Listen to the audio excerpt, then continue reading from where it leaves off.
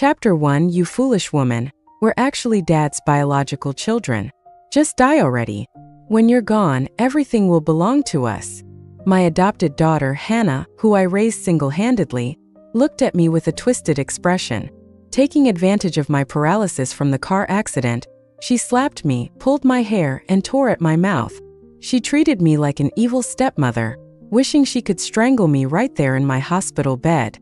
Meanwhile, my adopted son, Danny, whom I cherished like my own child, ransacked my belongings, searching for jewelry and handbags to sell off for his own indulgences. How can a supposedly wealthy heiress have such worthless junk? Are you trying to insult a beggar? Danny, furious, yanked my hair and slammed my head against the wall. To tell you the truth, you're capable of having children. The marriage test results were forged. Otherwise, why would someone like you, a rich heiress, willingly serve us like a dog? Danny boasted, his despicable grin revealing the truth that made everything go black before my eyes. My whole body trembled with anger as images flashed through my mind. It turned out that from the very beginning, I had been calculated against. My husband, mother-in-law, and even my adopted children had all conspired to deceive me, all for the sake of seizing my inheritance.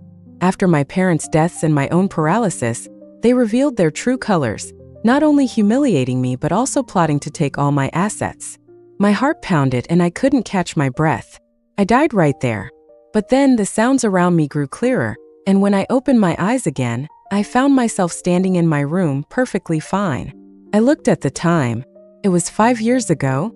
Could it be that the heavens, seeing how miserable my previous life was, had given me a second chance? Just as I was thinking this, a backpack was harshly thrown at my face. You old witch, you can't have kids of your own, and now you want to ruin my happiness? Why did my dad marry such a troublesome woman like you? Hannah looked at me with hatred, just because I didn't allow her to live with her delinquent boyfriend at such a young age. Recalling the past, I felt nothing but coldness towards this adopted daughter for whom I had poured out my heart. I didn't try to persuade her as I used to. Instead, I threw the backpack back at her, letting her happily run off to her rogue boyfriend. Soon after, Danny also woke up, lazily stretching out his hand to me. Hey, living expenses. I took out my wallet, but he snatched it away. So stingy. A couple of thousand and you're being tight-fisted? My dad must be blind to marry such a miserly fool like you. He had picked up foul language from hanging out with bad influences and was incredibly rude. I didn't bother persuading him to be better anymore. I decided to let him fend for himself. Chapter 2. I always saw myself as a good mother, even to my adopted children, to whom I had no blood relation. I gave them all my heart and soul. But what did I get in return? Their resentment and disdain. At the root of it all, I had to thank my dear husband, Harry. I drove straight to Harry's company without calling ahead. This company, which was supposedly built from scratch by Harry, was actually a subsidiary of my family's business. It was only through my father's endless financial support and connections that it achieved its current status. A man who had nothing, elevated by my love-struck foolishness, had forgotten his place. I bypassed the receptionist and walked straight to Harry's office, disregarding his assistant's attempts to stop me, and pushed the door open. Inside, two figures hastily disentangled themselves, knocking over a pile of documents in their panic. Seeing who it was, I exclaimed in surprise, "Jenny, you're here too?" My good friend Jenny, her hair disheveled and her shirt unbuttoned, looked at me, her breath unsteady. She coyly brushed back her hair and smiled at me. "I just started working here and came to say hello to your husband." I linked arms with Jenny and complained to Harry. "Jenny's here and you didn't even call me?" Harry hadn't expected my unexpected visit, as I usually trusted him completely. His face showed displeasure, tinged with the anger of having his plans interrupted. "You came without warning. I could have come down to meet you," he said, his tone evasive but attempting to sound considerate, hoping to make me feel guilty for my sudden intrusion. Jenny nonchalantly adjusted her shirt and spoke in a sarcastic tone. "You are so fortunate. Harry loves you so much. It's enviable. If only I could find such a wonderful husband." She now had a hint of seduction in her eyes, looking towards Harry with an alluring gaze. Harry, avoiding eye contact, began picking up the scattered documents. I invited Jenny to lunch and she didn't decline. At the restaurant, I asked with a smile, "Why haven't you found a boyfriend yet? Everyone from our class is already taken." She extended her hand, caressing the ring on her pinky finger, which looked very much like the wedding ring I shared with Harry. "Not everyone is as lucky as you, the rich heiress who married a handsome and wealthy husband right after graduation, with no worries in life," Jenny sighed, her smile a mix of envy and mockery. I replied openly, "That's true. My husband is so handsome and I have money. I even get to be a mother without any pain. Life is too smooth without any excitement." Jealousy flickered in Jenny's eyes. I continued to boast about how well Harry treated me, how lovely our 2 adopted children were, and how much my mother-in-law adored me. Jenny's face grew darker, and she eventually lost her appetite, drinking only water.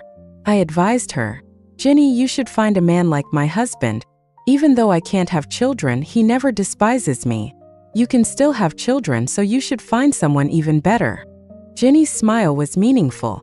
"Your husband is so handsome. It's hard to find a better man than him." We shared a knowing smile. Chapter 3.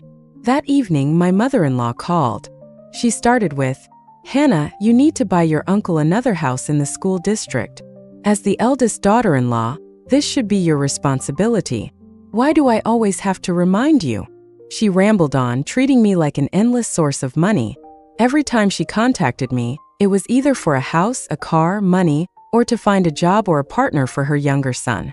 Her demands were always high: a large house in a good area, a luxury car worth at least $30,000, and a well-off woman for her son.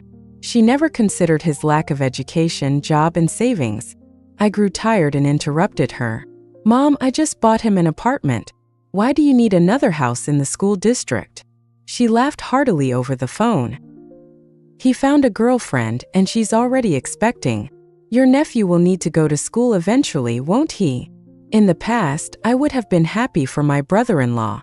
Since I couldn't have children, I felt I owed Harry a complete family. If his brother had a child, it would be a consolation for my inability. Fueled by regret and guilt, I let them lead me by the nose, using my parents and my money to fulfill their endless needs. This time I refused outright. If they need a house in the school district, sell the apartment I bought before. The down payment should be enough. There was silence on the other end of the line. After a long pause, my mother-in-law spoke, her tone much colder. "He's lost his job. How can he afford a loan while supporting a wife and child? You have so much money. You can't just let them struggle, can you?" I laughed coldly. "No job, no savings, yet he dares to get married and have a child? From the start, you expected me to support them, didn't you?" She didn't mince words. "If you could give my family a son, would I need to count on someone else's child? Hannah, think carefully. You can't have children. In the future, you'll rely on your nephew for support." "I can't have children? Ha! What a clever tactic. In my past life, it kept me guilty until my death. I once believed that my inability to have children led Harry to cheat and have children with someone else. But I was the fool. On the phone, I said, "Mom, I've scheduled an appointment with a specialist abroad. I'll be going for a checkup soon. With today's medical advancements, I'll give Harry a child." Then I hung up. I wondered how panicked she was now and what tricks Harry would use to placate me. Chapter 4. Sure enough, when Harry returned home from work, he was visibly upset. He liked to give me the silent treatment. If he ignored me, I would naturally become anxious and try to please him, catering to all his and his family's demands. To be fair, Harry was indeed very handsome. In his early 30s, age had only made him more charming. His looks alone could make anyone swoon. I fell for Harry at first sight. More accurately, I fell into the gentle trap he set for me. We met a few years ago at a business party. I was chatting with a friend and accidentally spilled red wine all over Harry. I expected him to be angry, but instead he comforted me. When our eyes met, his deep and gentle gaze captivated me, and I couldn't let go. The more we spent time together, the more I realized how gentle and composed he was. Most importantly, he was tall and handsome, comparable to a movie star. Since then, I pursued him actively, but he always played hard to get, saying he wasn't good enough for me while treating me exceptionally well. He was from a rural area, and I was a city heiress. He worried he couldn't provide me with a luxurious life and feared my parents' disapproval. I was madly infatuated and even had a falling out with my parents, almost severing ties. He humbled himself before my parents, swearing he would treat me well. Then the marriage test results came out and our roles reversed. The test showed I was infertile, unable to give him a complete family. While I wept inconsolably, he gently wiped my tears and assured me that it was okay. We could always adopt, he said. A boy and a girl to make a perfect family. I believed him. Now, looking back after being reborn, I found those words laughable. I didn't speak to Harry all evening. Normally, if he gave me the cold shoulder, I would have been groveling at his feet by now, desperate to please him. My unusual behavior unsettled him, prompting him to finally ask, "Hannah, what's going on with you today?" Feigning confusion, I replied, "What do you mean?" He exploded in frustration. First, your attitude towards my mother, then insisting on an overseas checkup. Are you trying to end this marriage? Feigning surprise, I responded, "Didn't you find your mother's demands unreasonable? You buy your brother a house then. And as for my checkup, I'm just trying to give you a child. Why are you so panicked?" Harry was momentarily speechless, glaring at me in an attempt to intimidate me into submission. I met his gaze calmly, no longer the woman who feared being abandoned by a man because of my supposed infertility. After a long silence, he resorted to his usual manipulative tactics. "You know your family is wealthy. What's wrong with helping my brother? Hannah, you were the one who insisted on marrying me. My brother is yours too." I scoffed. "Harry, get this straight. You married me, not my parents. No matter how wealthy they are, that doesn't give you the right to treat me as your personal ATM." For the first time, I resolutely rejected Harry's demands, leaving him dumbfounded. He stared at me, bewildered by my sudden assertiveness. "And why do you need another checkup abroad? The initial tests were done by my close friend. Don't you trust him?" In my past life, whenever I suggested further tests or treatments, Harry would blow up. He would accuse me of not trusting his friend and warn against making our infertility public, fearing it would bring shame to him among relatives. Whenever I cried from his scolding, he would comfort me, saying he couldn't bear to see me suffer through fertility treatments. He'd remind me of our adopted children, Danny and Hannah, and how we were the happiest family in the world. I was always convinced, holding on to guilt and gratitude, letting him manipulate me completely. Chapter 5. Harry and I were now in a cold war. He expected me to come crawling back after a few days of being ignored, looking forward to seeing me in tears. In the morning, I made breakfast as usual, but only for myself. When they woke up to an empty dining table, each of them threw a fit. Hannah slammed her backpack on the table and cursed, "What the hell is your problem? Walking around with a face like someone died. Who the hell do you think you are?" Danny, equally annoyed, demanded, "Give me money. I'll eat out." They ate my food, lived in my house, and enjoyed my care. Yet they couldn't even call me mom. I used to think they lacked manners due to their early loss of parents, believing that with patience they would change. However, they simply despised me. In my past life, what on earth was I thinking, enduring such disrespect from adopted children? I was furious and coldly laughed. "Fine, if you dislike me so much, take care of yourselves from now on." With that, I went to pack my bags. Harry watched with cold eyes. Even as I dragged my suitcase to the door, he didn't try to stop me. Danny was about to chase after me for money, but Hannah held him back. Hannah yelled after me, "Good riddance. This house is better off without a deadweight like you." I drove back to my parents' house, leaving that family to fend for themselves. In my past life, a car accident took my parents' lives, and I didn't even get to see them one last time. I never thought I'd have another chance to see them.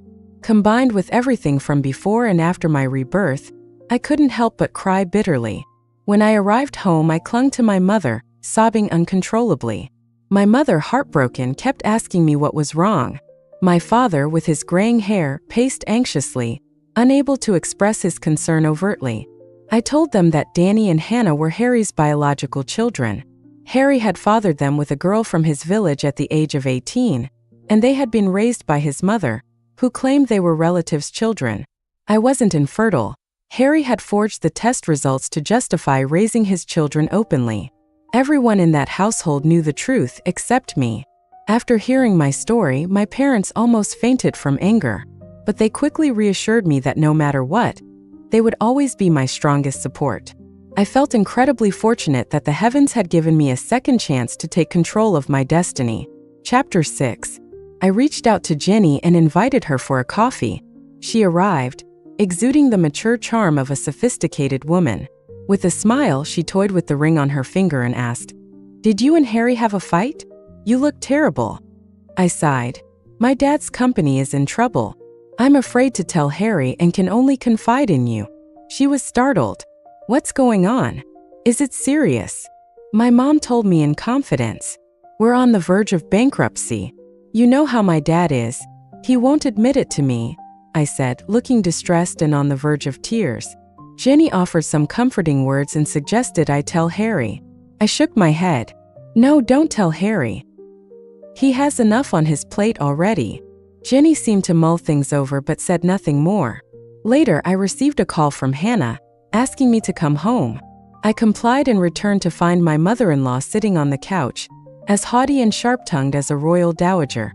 "Mom, what brings you here?" I asked with a sweet smile. She sniffed disdainfully, barely glancing at me.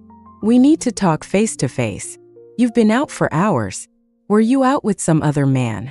"No, I was with a close friend. She's very wealthy. I just wanted to strengthen our relationship to help Harry in the future." My mother-in-law raised an eyebrow. "How wealthy are we talking?" I elaborated, painting a vivid picture. "My family can't compare. My dad works for her dad. They own companies worldwide. What are we in comparison?" My mother-in-law could hardly fathom such wealth. "Is she married?" she asked, eyes gleaming. With a nonchalant air, I replied, "No, her standards are very high. She won't settle for just anyone." Her eyes darted as she began scheming, forgetting her initial intent to berate me. That night, Harry came home and we slept in separate rooms. His expression was dark and brooding. Hannah and Danny didn't come home. One was likely with her delinquent boyfriend, the other off gambling or with unsavory friends. These two were raised in the countryside, spoiled rotten by their grandmother. Smoking, drinking, fighting, and wasting time in internet cafes were never addressed properly. When I married into the family, I tried to keep Hannah away from bad influences and encouraged Danny to stay clear of gambling and other vices, hoping to steer them onto the right path. But their grandmother always played the good cop, shielding them from my discipline, and the three of them constantly opposed me. What was I thinking enduring all this? Chapter 7. My mother-in-law decided to move in, making up her mind to stay indefinitely. I stopped the separation charade and occasionally invited Jenny over. My mother-in-law was excessively fawning over Jenny, almost treating her like royalty, her ingratiating behavior making Jenny feel smug and superior. "Hannah, go make dinner." "I'll chat with Jenny." "Hannah, pour some tea." "Can't you see Jenny's cup is empty?" "Hannah, drive Jenny home. We can't risk anything happening to her." My mother-in-law bossed me around, and I complied, serving Jenny like a maid.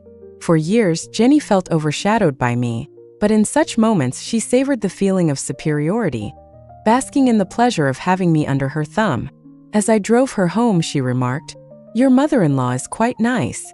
"Yes, she really likes you," I teased. "To outsiders, you'd think you two were mother and daughter-in-law." Jenny beamed with pride. When I returned home, it was already past 1 in the morning. Danny was still not home. In the past, I would have been frantic, calling him repeatedly, which usually enraged him to the point of near violence. This time I didn't care. Harry, however, was worried, questioning why I wasn't concerned about the kids. I replied, "When I tried to manage them, you accused me of causing turmoil. Now that I'm not involved, you blame me again. Harry, I'm starting to think you married me just to have a rich heiress to take care of your precious children." Harry, momentarily speechless, glared at me, clearly puzzled by my change in attitude. My mother-in-law tried to comfort him. "They're teenagers just like you were back then. If they turn out like you, they'll be very successful." Harry shot her a warning look, and she realized her mistake, nervously glancing at me. I pretended not to hear and asked, "Is Hannah back?" Harry, looking weary, rubbed his temples. "She said she's staying at a friend's house." I chuckled inwardly. Earlier, I had seen Hannah with her boyfriend, passed out drunk on a park bench. Teenage love can be reckless, often leading to regrettable decisions. In my previous life, I would have been desperate, taking great pains to bring her home.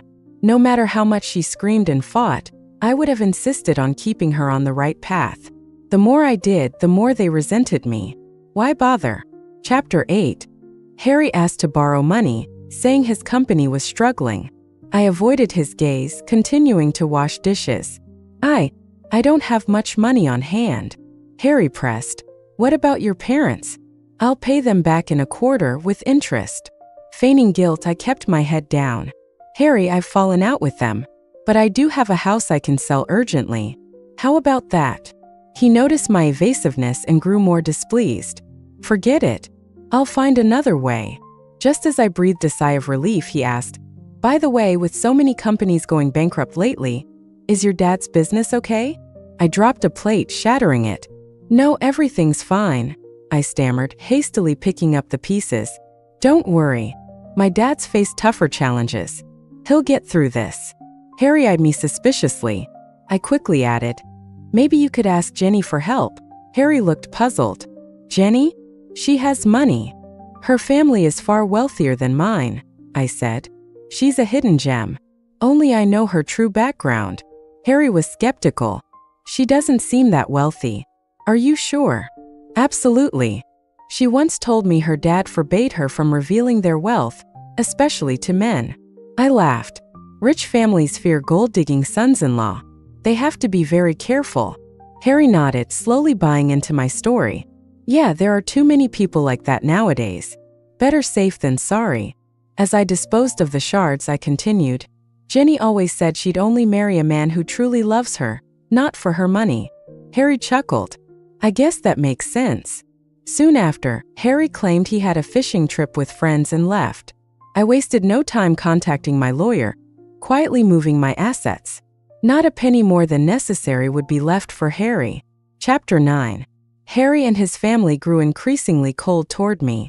My mother-in-law constantly found fault with me, enraged that I wouldn't buy her younger son a house, calling me stingy. Danny blamed me for withholding his allowance, hindering his ability to hang out with friends, visit casinos, and flaunt his wealth. As for Hannah, she rarely came home. My mother-in-law, who favored boys, didn't care much. Harry, busy wooing Jenny, had no time to discipline his children.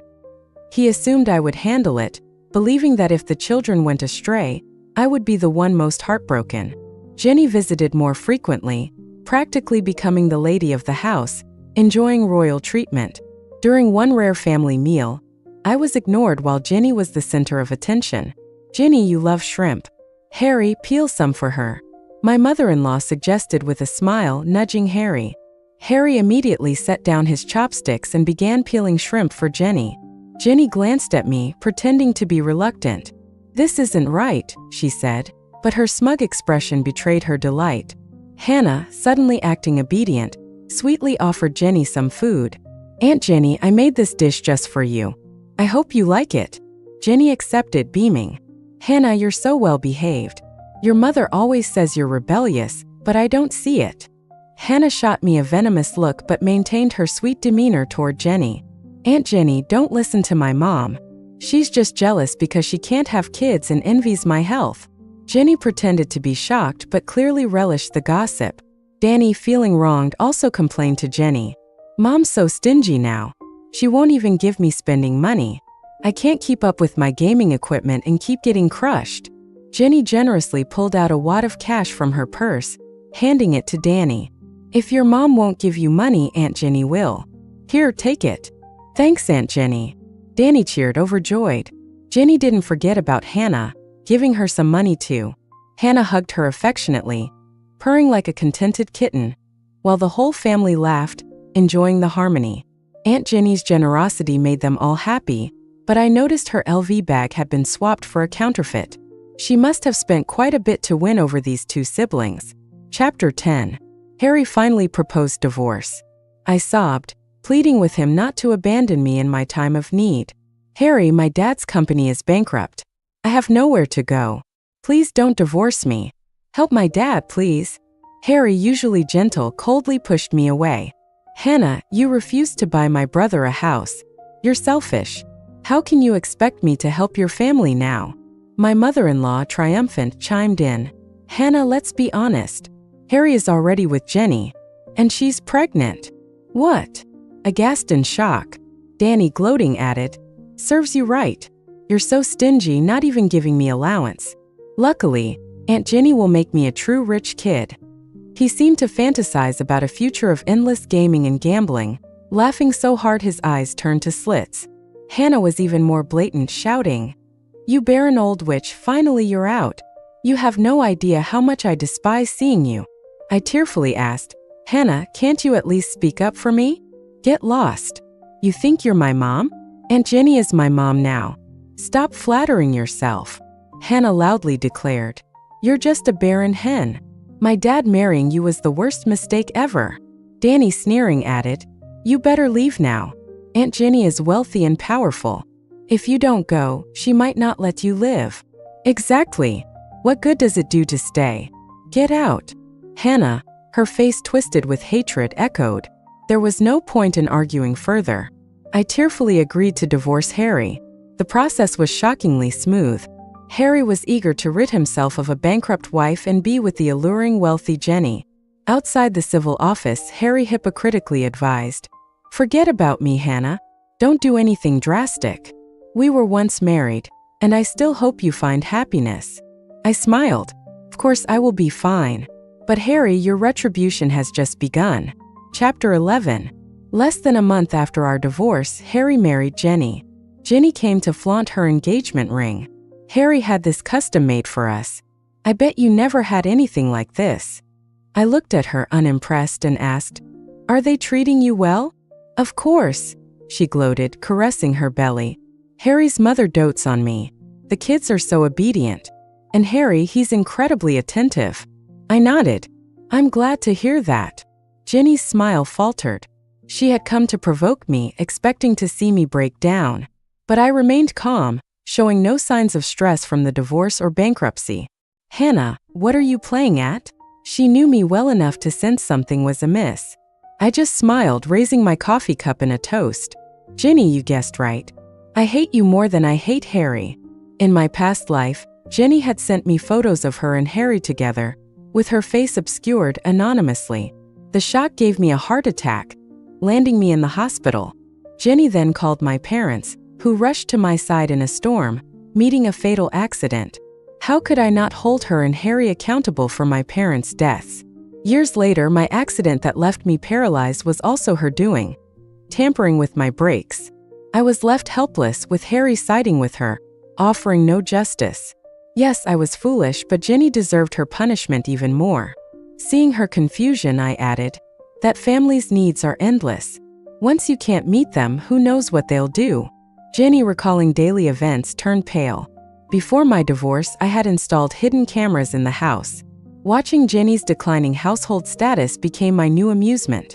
Danny and Hannah, believing Jenny was a wealthier heiress than me, constantly demanded money. Today it was $500, tomorrow $1,000. Jenny, a regular working woman, couldn't keep up. The siblings showed no gratitude, giving her hell when she couldn't provide. Jenny, not one to suffer silently, retaliated. Carrying Harry's child, she had no use for his non-biological children, pushing Harry to send them away. But Harry refused.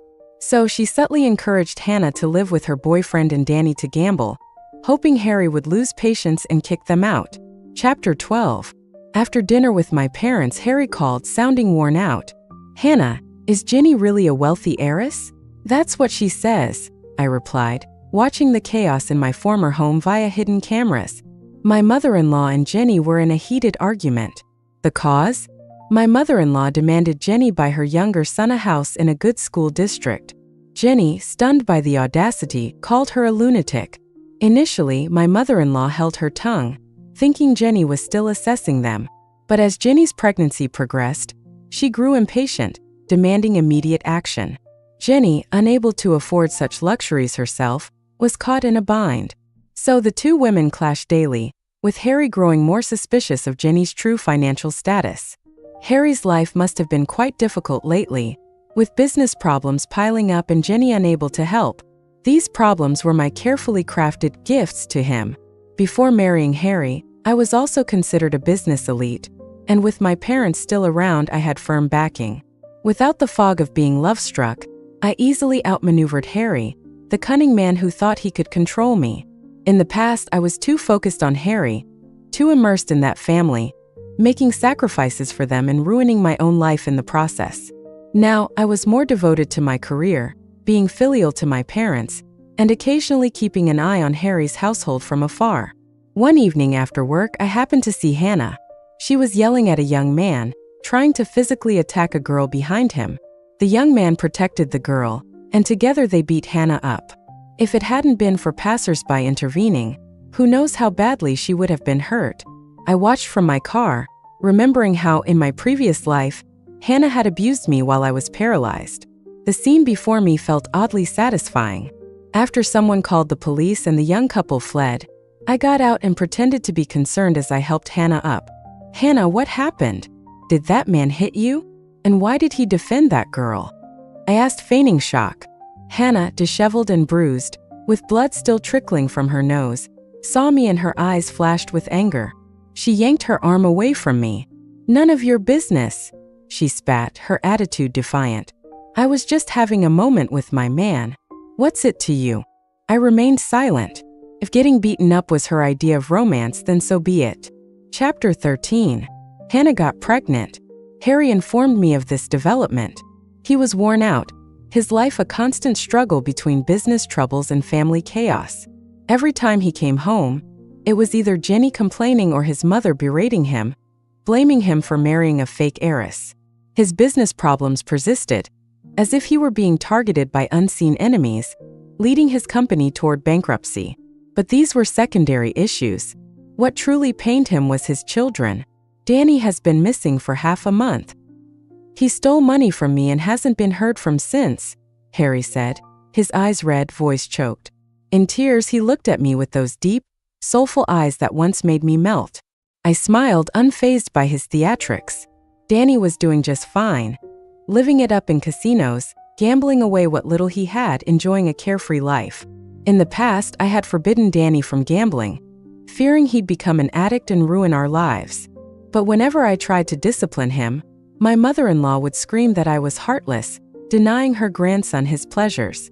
Harry would blame me for failing as a mother, accusing me of causing family discord. Now, with Jenny in charge, she actively encouraged Danny's downfall, hoping Harry would eventually send him away. Harry was desperate about Danny, but Hannah's situation was even worse. "Hannah's pregnant, and it's with that boyfriend of hers," Harry said, his voice breaking. He gazed at me with such sorrow, as if I were the only one who could save him. "Hannah, ever since you left, the family has fallen apart. Danny and Hannah need you. Only you can set them straight," he pleaded. I pretended to be conflicted. "But Harry, you married Jenny. How can I come back and take care of the children?" "Hannah, Jenny means nothing. You're the one I truly love," Harry insisted, his grip tightening on my hand. "For the children's sake, please help us one more time." Chapter 14. When Harry and I returned to the house, his mother was in the middle of another argument with Jenny, still demanding a house and a car. My former mother-in-law was at her wit's end. "If you don't buy my younger son a house, get out. You tricked us. You're nothing but a sham," she screamed, her voice hoarse from crying. Jenny, equally furious, snapped, "Who are you calling a fake? You think you're some kind of queen? You're just a country bumpkin. I regret marrying into this family."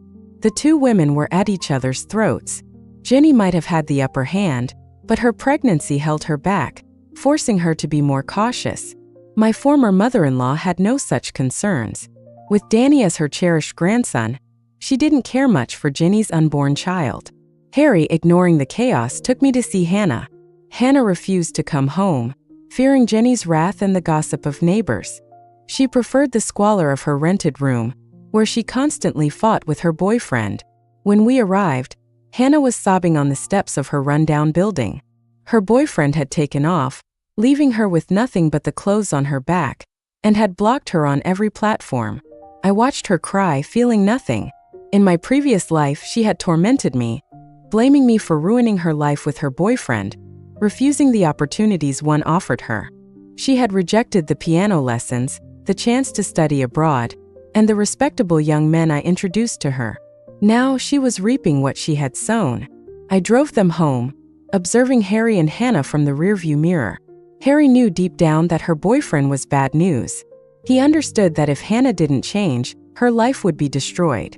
Hannah's tearful defiance was a stark contrast to my calm indifference. Back home, Jenny was thrilled to hear about Hannah's pregnancy. "This tramp is an embarrassment," she sneered. "She needs to be sent back to wherever she came from." Harry, exhausted, asked, "And what do you suggest?" "Send her back to her village," Jenny replied coldly. "She doesn't belong here." I lowered my head, hiding my smile. Harry wouldn't abandon his daughter, suggesting instead that Jenny take Hannah for a consultation, without making a scene. Hannah, still young, had a long future ahead. As I left, Harry grabbed me, his voice a low, seductive murmur. "Hannah," he whispered, his words full of longing. "I finally understand how much you did for this family." His mother didn't favor him out of love, but because he had achieved success, married a wealthy woman, and settled in the city. Favoring wasn't the same as loving. His mother's constant demands, his brother's laziness, and the relentless need for more had worn him down. Now, without me to buffer the chaos, he was overwhelmed. I gently pushed him away and walked out without looking back. Chapter 15. In an attempt to save money, Jenny took Hannah to a shady clinic. The result was devastating. Hannah was left unable to have children.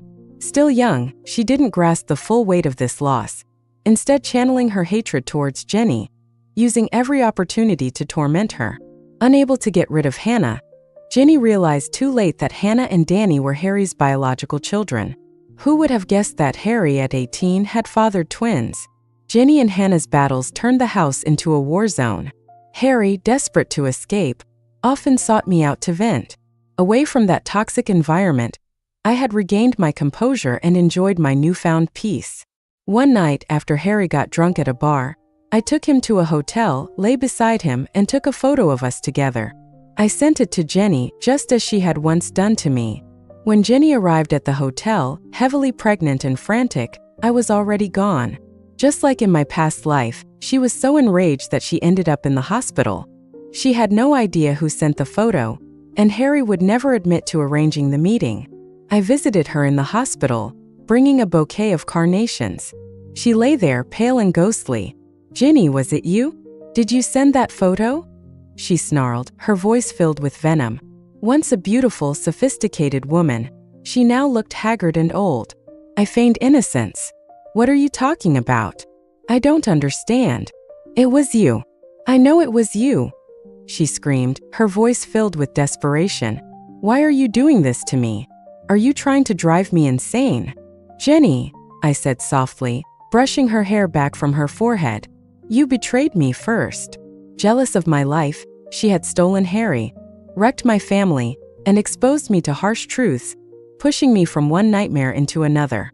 I could thank her for opening my eyes, but I could never forgive her for causing my parents' deaths. "Take care of yourself," I said with a smile, tucking the blanket around her. "The best is yet to come." Chapter 16. I subtly hinted to Jenny that Danny and Hannah were Harry's biological children. Upon learning the truth, Jenny suffered a miscarriage from the shock.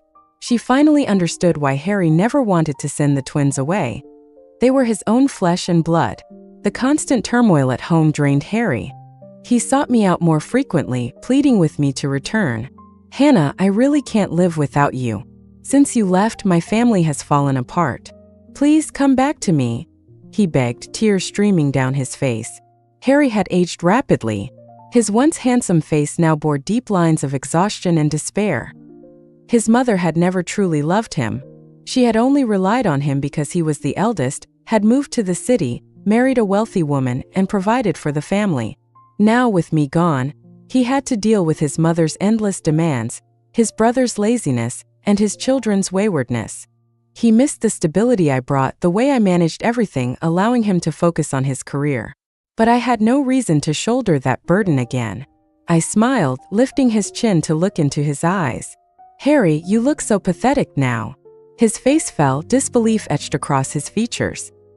He had always relied on his looks to manipulate me, but now his charms were worthless. "You really think I've forgotten how you cheated with Jenny? How coldly you divorced me? Or how you faked my infertility to raise your kids in our home?" Each accusation hit him like a hammer, his face growing paler with every word. "Stop crying. You look even uglier when you cry," I said, wiping away his tears. "You have so much more to worry about." He had no idea what I meant until he received news that Danny had been detained. Danny had fallen deeper into gambling, accumulating massive debts. The casino had taken him hostage, demanding millions for his release. Harry scraped together the money by mortgaging the company, selling his luxury cars and properties, and taking out huge loans. He eventually rescued Danny, but not before the boy lost a hand as a warning for delayed payment. Half a year later, I ran into Harry again. He was a shadow of his former self, now working menial jobs, humiliated by young bosses who ordered him around. I couldn't help but reminisce about our wedding, where he had been the charming, confident groom. He was finished, unable to recover. Even without my intervention, my father would never have let him off the hook. Harry had no means to rebuild his life. He had forgotten that his success was built on my family's support, without which he was nothing. And Jenny? She now regretted everything. She had loved the suave, successful Harry, not this broken man. Harry refused to let her leave, threatening to kill her family if she tried. My former mother-in-law had gone to live with her younger son, where she faced daily abuse from her daughter-in-law, who was far more ruthless than I had ever been. Even Hannah and Danny had come to me, begging for help. Hannah, finally realizing her mistakes, wanted me to send her abroad to study and find her a wealthy husband. I asked her why I should help her. She was speechless. I pressed on, reminding her of her mistakes: dating a scoundrel, getting pregnant, dropping out of school, and ruining her chances for a decent future. Wealthy, eligible men wouldn't want someone with her past. Hannah fell silent, her ambitions crumbling. Danny, desperate for money, called me Mom for the first time. He thought I would be moved and give him everything he wanted. Instead, I had security escort him out, treating him like the beggar he was. These children, once my treasures, had become my tormentors. Harry too, realizing he had lost everything without me. Harry, thinking he could manipulate another wealthy woman, now faced his downfall. I ignored his pleas, stood up, and walked away. "Harry, we're done. Live your life and I'll live mine." I had a bright future ahead, free from the chains of that toxic family. As I drove away, I glanced back one last time. Harry was crumpled on the ground, sobbing. This was their ending, the fate they deserved for their betrayal and cruelty. And I was finally free to start anew.